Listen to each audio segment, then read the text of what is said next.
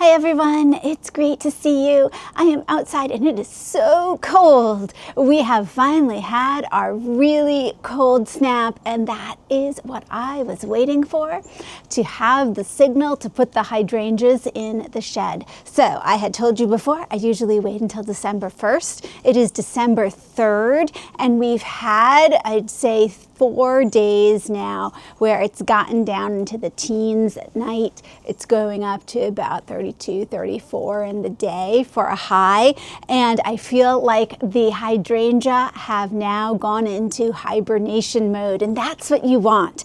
So I'm going to start here with my little rootings from this year. So these are the hydrangea that I propagated from cuttings that I took, and they are in these little cement planters. Of course, you know, with your cement planters, it's probably a good idea to put as many of those as you can inside anyway, because getting them wet, freezing, then getting them not wet, getting them dry has that property where the water soaks into the cement and then you can crack your planters. And we prefer not to have that happen. So it's good that I'm putting these in the shed for that purpose, but also, especially your propagations the first year or two, we're thinking about that size of the root ball. They don't have, I mean, we were proud of them for growing their little roots, but it is not substantial. So we want to make sure that they are babied through the winter. By the time they have the cold spells that we've had, they're going to look like dead twigs. They're not dead though. They're currently just resting for the winter. However, they're not going to be putting on active growth. So they don't need sun. They don't need particularly a lot of water. And we want to store them without the leaves. Most of the leaves are all crispy and you can just come through and break off any that haven't fallen off on their own. If you have a few that seem a little more attached than others, I would just clip them. It just is a nice, cleaner way. You don't want to overwinter any little creatures with your hydrangea here. The first year I didn't do this as well, and you know, throughout the winter these leaves fell down into the pot and then they grew mold, and it just was not a good thing. So I very carefully just clipped these off. If you look way down here, I actually have some new growth starting at the bottom. So we're not going to worry. They are dormant. They're going to go in the shed first thing.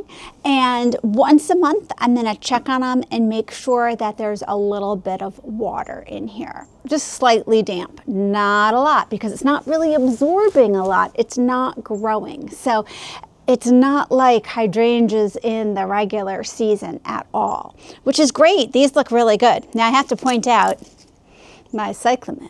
This was my experiment to see how long it could last out here. Cyclamen generally don't like it below 28 degrees Fahrenheit. And here it's got down to like 14. So yeah, the flowers, oh, here's another bud here. It has not died yet. So if this is, you know, similar to what you're experiencing, it's probably time to bring the cyclamen in. However, since this is my science experiment, I'm going to leave mine out a little longer, see how long it will make it. So I'm going to pop these in the shed. Let's go down and look at the hydrangea that are in the grow bags. So here we have the larger grow bags and planters that I've been keeping hydrangea in. I've pulled them out of the larger pots and lined them up here for the past month or so, waiting until they got to this point. So let's take a look at this hydrangea. A lot of the different varieties tend to lose their leaves at different rates. So you might see a lot of variation here, but I'm going to treat them all pretty much the same. This is my new eclipse, and I can see there are some buds that have started here, and there's a few leaves hanging on. So if I see those leaves, I can just sort of take my hand, run it over them, and they actually just fall off. And then I'm going to look underneath, and I'm just going to make sure that any debris that's fallen in here, the maple leaves from above, anything else, I just am pulling out. You can tell that there's some creeping Jenny that was in here, and the creeping Jenny will be just fine in the shed too. So we are good with that. This is not a time to cut them back because you think they look dead. They all look dead, but they are not. If you want to really check that they're still alive, you can take your nail and gently scratch one of these and it will show a little green underneath. I don't do that though. I prefer not to mess with anything. So now I've cleaned off the debris here. I'm just gonna lift this down, double check. Yep, looks good. It is nice and clean. Then I'm gonna step over here. Oh my goodness, now this one has a lot more work to do on it. We have a few of the dead blossoms, which I'm just going to snip right underneath the blossom part and not have it fall on anything else. It has some leaves stuck to it, but look at how easy they just crumple right off. It is great. And we can just sort of get rid of those. I'm being gentle though, because I don't want to damage any of the buds that are on here. Just the leaves are coming off. Oh, this looks great. And you know, if you leave a few leaves on, it's not really going to hurt anything. It's so much easier in the spring when you take them out and they're all cleaned up beautifully. Let's get rid of these leaves here.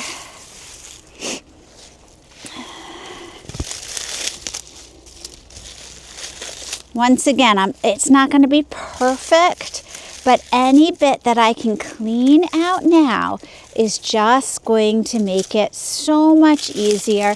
And hopefully then I'm also not overwintering any thrips that are in here. I always get thrips and they overwinter somewhere. So I'm trying to make sure that it's all cleaned up. Now I am absolutely fine with, you know, it's totally your choice on whether you clean up your yard of leaves really well this time of year or not. I recommend around the base of hydrangeas just not to overwinter the, you know, if you had like any of the powdery mildew, if you got any of that black spot on your leaves towards the end of summer, those are things that will overwinter. So if you can clean them out, it actually is healthier because then you might not have to use, you know, any spray on them or as much spray next year, which is always better if possible. Okay, there we go. Oh, a few more. And if you look back in our hydrangea playlist, you'll see that one spring I used our shop vac to actually vacuum out in the middle of these, and that works too. Something to get all those little leaves out, whatever works. Let's see here, we're almost done. Look at that, a couple more. I keep looking at it and seeing more leaves that need to be plucked off. Okay, a couple of them are on a little more firmly, and that's why you really wait till it gets cold like this. Then you don't have too much that you actually have to cut. It makes it so much easier. And this variety definitely is holding on to its leaves a little bit longer. So different varieties seem to have more tenacious leaves than others, but this is looking good. Okay. Oh, a couple on this side that I missed. Look at these blossoms. And they, you know, you can leave those blossoms on, especially those that are in your garden outside. And through the winter, usually they just sort of fall apart. Oh, that looks beautiful. Okay, we'll add this one down there. Let's see. So this little planter here has a coral bell, one of our heuchera in it. Now, heuchera is a perennial, and it would be fine if I left just the heuchera out here, but there is is my beautiful, what one is this one? It's Love, I believe. And it's a hydrangea. So I need to protect that hydrangea. So the heuchera gets to come along for the ride in the shed. It will be fine in the shed too, because it's also going dormant. Even though the heuchera will keep some of its green year-round, it's gotten a much darker green. It'll put out new growth in the spring. If I leave it out, like I do in planters without the hydrangea, the bunnies usually come and nibble all these off anyway. So it's not, but I'm going to make sure that we are clearing this well. This looks good. I'm getting all of these little leaves out. Yes, this is lovable, not love, lovable. And I still have some very sad looking impatient things. Okay, this looks great though. It looks like Lovable has really lost all the leaves here except those two, and now they're gone. And if you get real close, you can see here are next year's buds set on already. That's what we're protecting. So this is kind of interesting. This is Everlasting Revolution, and it really has a lot of leaves that are still on here. So this just shows you that the varieties are really going to differ in how quickly they defoliate, and that is fine because they're on here pretty well and still green. I'm just snipping them off. Now, if this one was planted in the ground, oh, I feel like my mouth is freezing. It's hard to talk.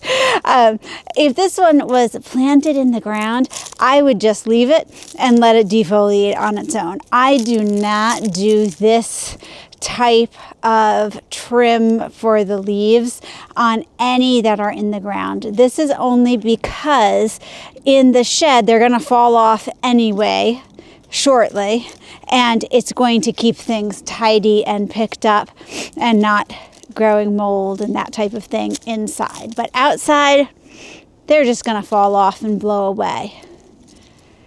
So save yourself time. Don't worry about those that still have their leaves on that are in the ground. I'll show you how a couple of mine still look in the ground. Some of them are completely defoliated, and some of them are like this one. They look pretty green still. It's fascinating. This one did great. Everlasting Revolution is such an interesting hydrangea. It was first grown as a floral hydrangea because the blossoms last so long. It's not a reblooming variety, but the flowers are just last months. And they're very upright, very sturdy stems, so really good for cut flowers. But I find that I like it in a planter, just leaving them right there too. So if you have a chance to get your hands on an Everlasting Revolution, it might be a good choice for you. Okay, and now of course I'm just doing this with my macrophylla, my big leaf mop head hydrangeas, your paniculatas, your arborescens, your oak leaf varieties. They don't need this winter protection here in zone 6B/7A, but I want these to bloom on the buds that they have set on. So I'm going to give them that extra protection. And because they're in the grow bags, they have the cold air coming right up next to their roots. The hydrangeas that are in the ground have the dirt insulating them, and they have a better chance for the roots. Okay, let's put that one away. I'm up front right now with one of our urns, and a couple of my urns need to come in also. This one is coming in because it has a small little lime lovebird hydrangea. Look, here's one little bud there. This was a tiny little one that I planted, and it's in a planter, needs to come in. This is a rooting that I put in cutting that I propagated. So it's still doing well. I need to give that protection. The other things in here, like the lemon coral sedum, the creeping Jenny, I'm going to see if they come back. I don't know if they will or not, but I might as well leave them in. And then over here I have a stained glass hosta. Now, if this were just a stained glass hosta here, I could just leave it in the pot and it would come back. I have no trouble with hostas overwintering in planters. The hosta will also be fine in the shed though, so it just gets a nice warmer winter. The other pot is on the other side.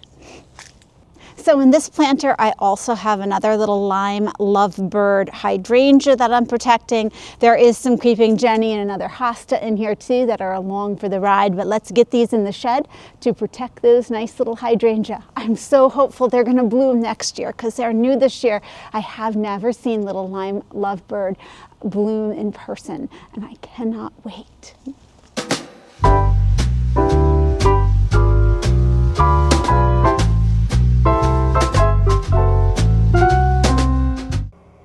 So we are back at the shed. What a successful gardening adventure. A couple things to note. I have some pictures here of the hydrangea that are in the ground. So you can see the process that they're still in for defoliating. Some still have green leaves, some all the leaves have fallen off, but there are still the brown blossoms left. You know, don't worry about those. They will all fix themselves as they go through the winter. So here are the hydrangeas in the shed. They look so happy. 2, 3, 4, 5, 6, 7, 8, 9, 10, 11, 12, 13, 14, 15, 16, 17, 18, 19, 20, 21, 22, 23, 24 of them. And we fit them all in. Now, the only other thing that I put in the shed for the winter are some of the Japanese maples that are in grow bags. For the same reason for the hydrangeas, it's really more protection for that early spring when they start to bloom. So there's a little space for a few of those, but most of them still have leaves. So I'm going to wait another week or so before I deal with those. Take one more look. We're gonna close them in. See you in a month for watering. Thanks so much for joining me, and I'll see you in the next video.